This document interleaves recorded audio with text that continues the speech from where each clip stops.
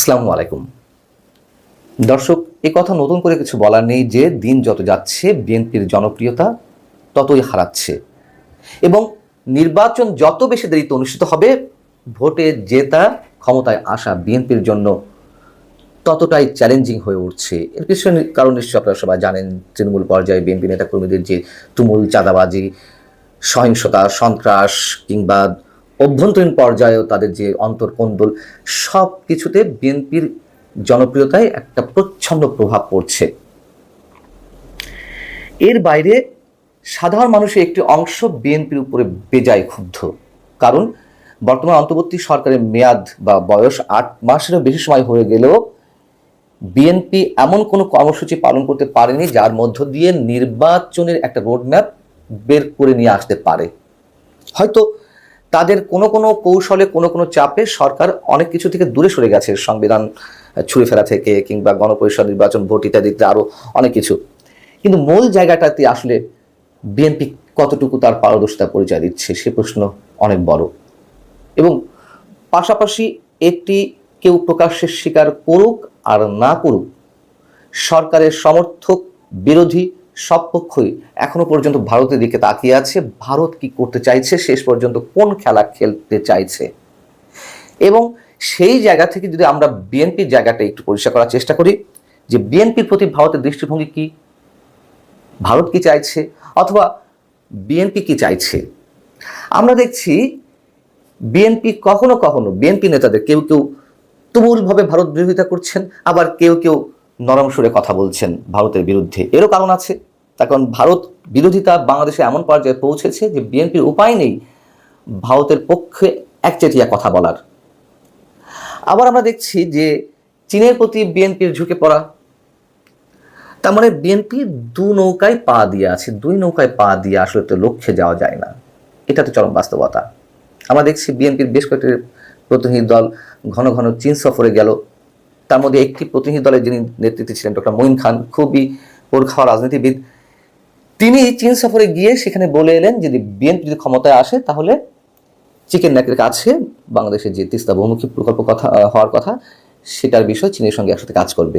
এটা বলে চরম ভুল করেছে সম্ভবত।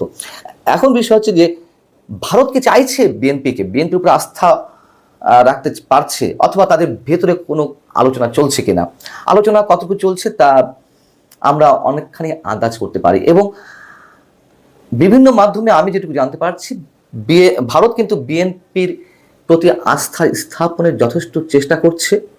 বিএনপির কাছ থেকে তারা বিশ্বাসযোগ্যতা পাওয়ার একটা চেষ্টা করছে।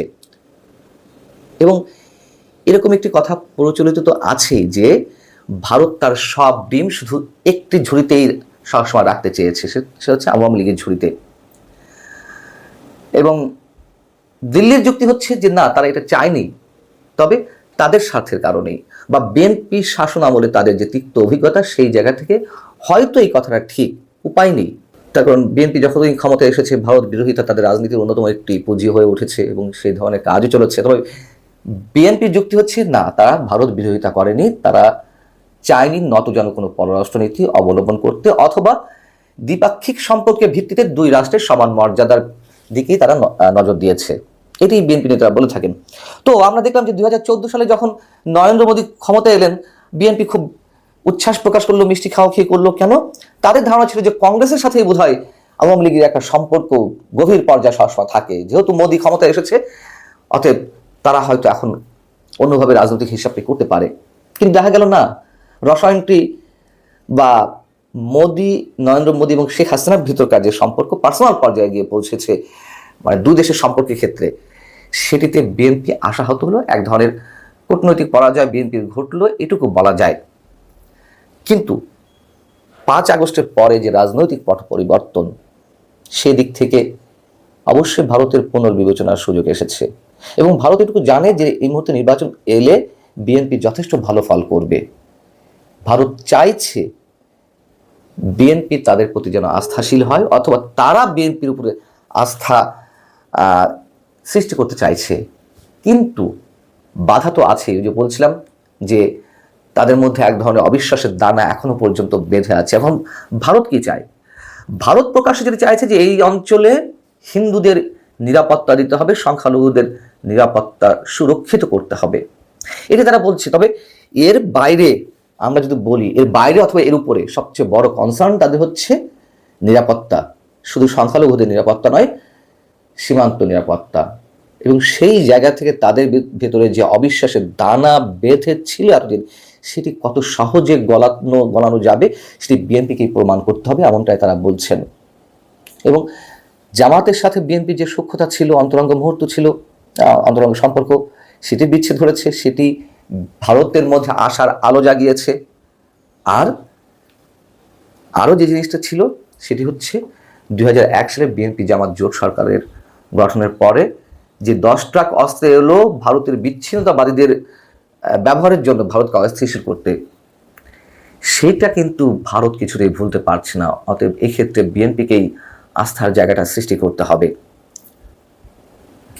যেমন বাংলাদেশে নিযুক্ত ভারতের সাবেক হাই কমিশনার রিভা গাঙ্গুলি দাস, তিনি বিবিসিকে বলছেন, এখন যখন বাংলাদেশের রাজনীতিটা নির্বাচনের দিকে যাচ্ছে, তখন আমার মনে হয় বিএনপির পক্ষ থেকে যদি খুব স্পষ্ট করে শোনা যায় ভারতের প্রতি তাদের পলিসিটা কি, রাদার দ্যান বারবার একটা ইস্যুতে আলাদা করে রিয়্যাক্ট করার জায়গায় বিএনপি তাদের নীতিটা পরিষ্কার করে বললে অবশ্যই একটা কমফোর্টের জায়গা তৈরি হতে পারে। এটা খুব পরিষ্কার বার্তা ভারতের পক্ষ থেকে, খুব স্বাভাবিক।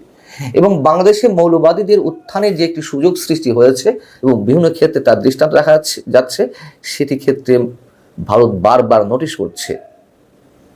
আমি বরাবরই বলে থাকি যে ভারত তার স্বার্থে যতদূর যাওয়ার প্রয়োজন ততটুকুই যাবে, এবং যেহেতু এখনো আওয়ামী লীগ ছাড়া অন্য কারোর প্রতিও তাদের বিশ্বাসটা স্থাপিত হয়নি, সেহেতু আওয়ামী লীগের জন্য তারা অনেক কিছু করতে প্রস্তুত। কিন্তু যেহেতু আওয়ামী লীগের এখন কামব্যাক করার সুযোগটা একেবারেই নেই বললেই চলে, নেই, বাস্তবতা যেটি, হয়তো তারা রাজনীতিতে ফিরে আসতে পারে, কিন্তু সরকার গঠনের মতো বিষয়টি তো তারা কোনোভাবেই আসার সুযোগ নেই। তাহলে বিকল্প তো বিএনপির সাথে ভালো সম্পর্ক স্থাপন করতে হবে।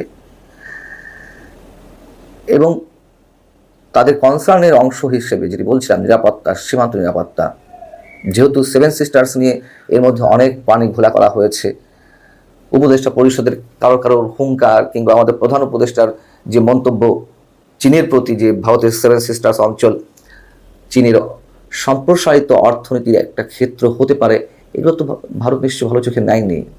এবং তারা স্পষ্ট জানান দিয়েছে, স্পষ্ট, কোনো ধরনের রাগঢাক নেই।